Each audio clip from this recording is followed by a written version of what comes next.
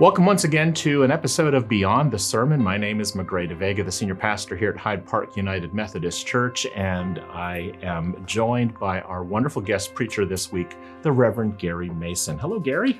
Hi, Magrey. Good to see you. Gary is the director and the founder of an agency called Rethinking Conflict, which has been working all across the world to work on trouble spots using principles that he used to apply to the Northern Ireland 30 Years' War, the great conflict that was there.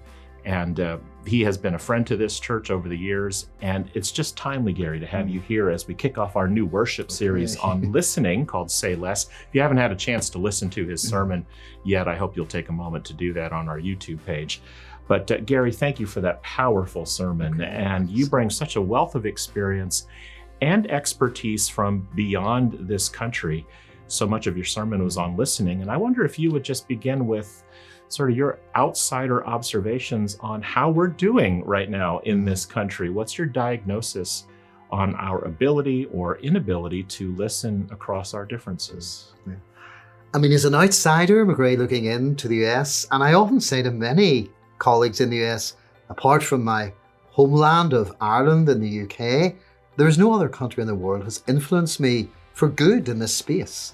And so it is concerning at the language that's used in the public space, but I guess also in the private space as well. And I reminded people there recently in a seminar I was doing, you can't just define yourself as a Republican or a Democrat.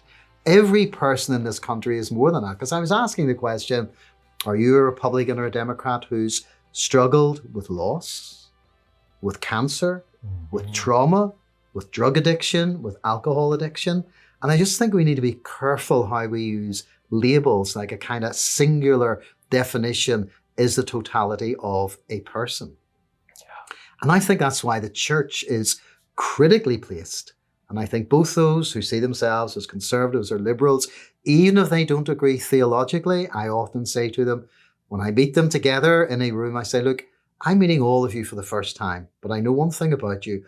All of you in this room want to preserve life. Yeah. And they go, of course we do, Gary, of course we do. I mean, Judaism's a classic in that the value of a human life is immense.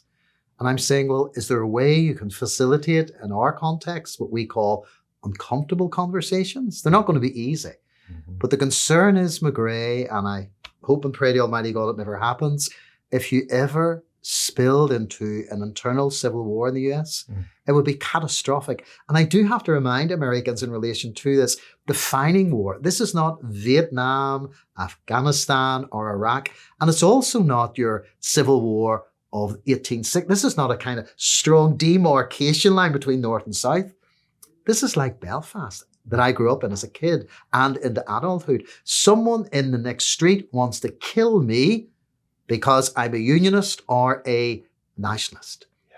The other thing I learned, Magrey, civil wars are so difficult to bring to an end. When I was a tiny little boy in the late 60s and British troops come on the streets of Belfast, common wisdom of the day was, this will be over by Christmas. Yeah, right. It ended up the longest military operation in British history. And I don't need to remind you and folk I'm speaking to, the Brits have fought a hell of a lot of wars. The longest military operation in British history. Very difficult to bring to an end. And again, I keep saying to folk, one of the most brilliant pieces of American foreign policy in the last 50 or 60 years was the Good Friday Agreement. And people in my space are eternally grateful to Americans who invested time in listening to those with whom they disagreed and those who are in the room who disagreed. Yeah. There are concerns in this country about the rise of what's being coined as political violence. Yeah. Surveys are showing that people are becoming more and more concerned about threats to life based on ideological, political differences. And it doesn't take much to look over the past year to see acts of violence against Minnesota Congresswoman Charlie Kirk, the death of Rachel Good by ICE agents just recently. And what struck me, many things in your sermon struck me, but the line from someone you quoted that said, dehumanization can lead to genocide. That when we depersonalize the person who is different from us, it makes it easier to commit acts of either physical or rhetorical violence against them. And one other thing I remember from what you said when I visited you in Northern Ireland is that many people said that even though the Good Friday peace agreement brought an end to violence with a gun, it did not bring an end to violence with the speech, with the tongue. And so that is still a constant reality given our human nature. What's the relationship between listening and humanizing a person so that it doesn't lead to violence?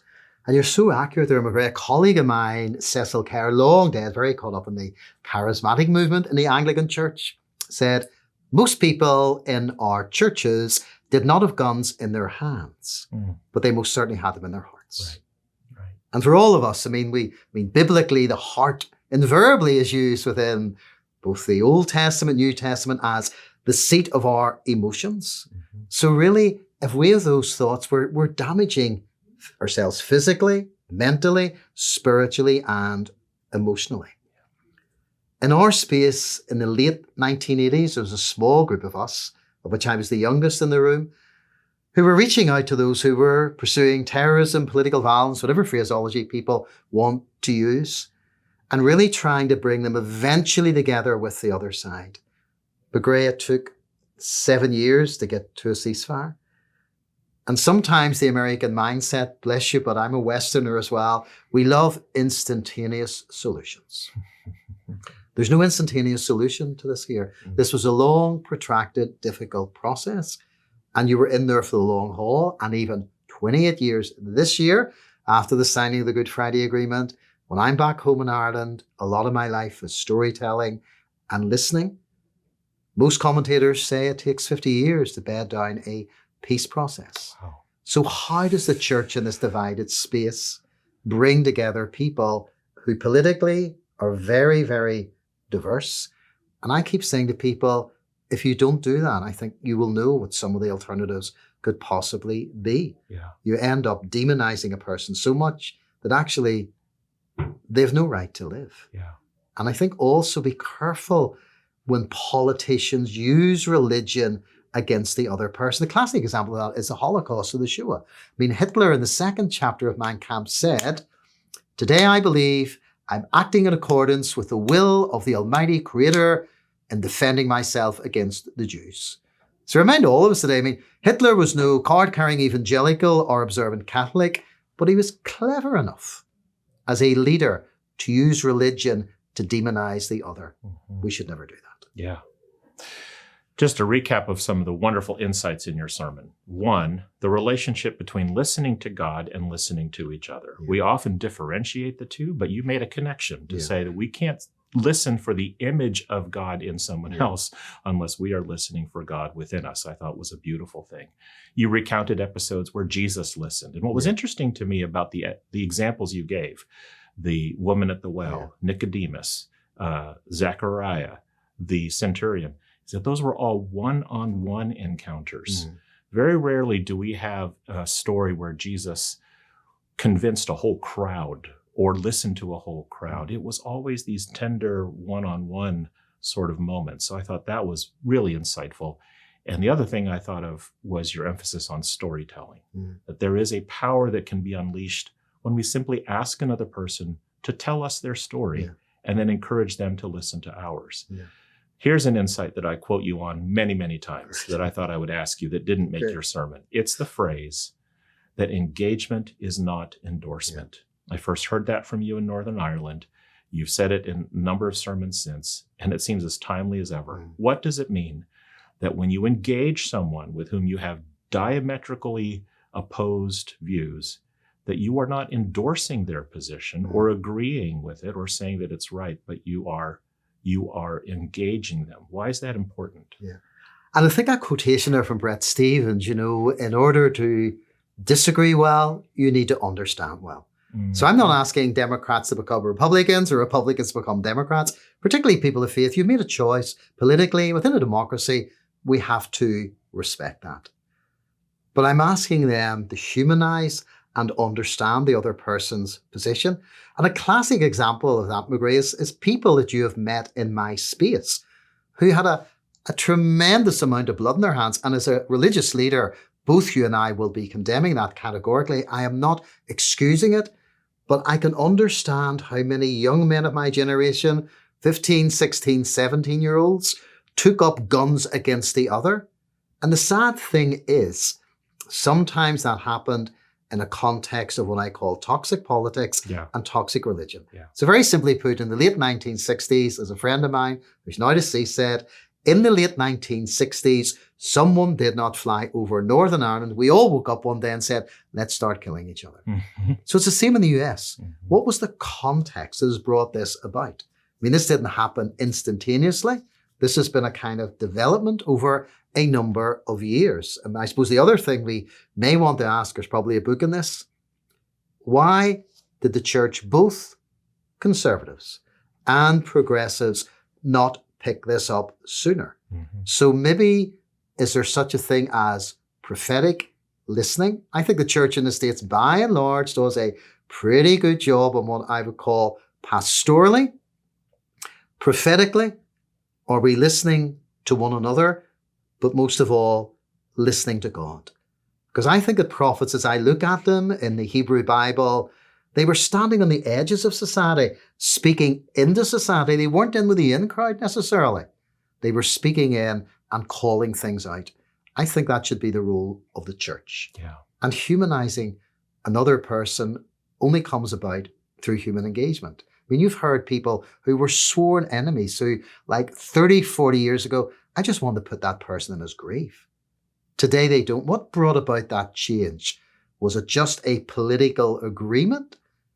It was engagement and humanization. Politically, they're different. I mean, those who fought in the Republican movement, namely the IRA, still want a new Ireland. Those who fought in the Loyalist Unionist side want to remain part of the UK. But they don't want to kill each other any longer. They want to pursue their goals, their dreams through politics, not through continual verbal assassination of the other person. And as I often remind Republicans and Democrats, on this massive space called the United States, Magrey, no one's going anywhere. British Protestants and Irish Catholics aren't going anywhere. Israelis and Palestinians aren't going anywhere. So in the early 90s, we had enough weaponry to kill each other for another 50 years. But through leadership, political, civic society, which includes faith actors like ourselves, we were able to painfully move it forward. What does that look like to listeners in America? Contextually, what do you need to do? Well, Gary, as we wind up this conversation, certainly want to thank you again for joining us. By the way, this is, I think, the 5th or 6th time Gary has preached for us. And so you can go to our sermon archive on our YouTube page and just search Gary Mason, and you can watch all of his prior sermons online. But just real briefly to finish our time, would you say a little bit about the work of Rethinking Conflict and let folks know where they can find out more about the work that you do? I know you have a Facebook page. Is there a website? What would you say about Rethinking Conflict to encourage folks to learn more? I mean, Rethinking Conflict was really born through a conversation with a colleague in Belfast. Actually, David Porter, who was Justin Welby's chief of staff, and David and I have known each other from the mid-80s. It was a throwaway comment. Oh, Gary, there's a professorship there at Duke University. You may be interested in putting in an expression of interest. This was in 2014, which I didn't, but it kind of unsettled me. And colleagues in the US, the Irish-British context, the Middle East said, look, for the next 15, 20 years to retire, why don't you try to give some of your life experiences away? So that's how it was born. We deliberately just work in 3 areas: the US, British-Irish context, and the Middle East. And when I say that is because I don't want to be a traveling or a visiting lecturer or preacher. I want to have relationships with people on the ground, like Magrey, many pastors here in the United States, both conservative evangelicals and those who are liberals. The same in the Middle East. I have friends, relationships on both sides, and the same in my own space. Relationships mean listening, I suppose, Magrey. Really? You know, or you just go in, people give you points out of 10 and you never see them again. So I don't want to do that. Well, you've been so great and generous over the years to be building relationships with so many of us, including our time here today. So Gary, thank you once again for joining us. And thank you for joining us for another episode of Beyond the Sermon. My name is Magrey deVega. We'll see you next time.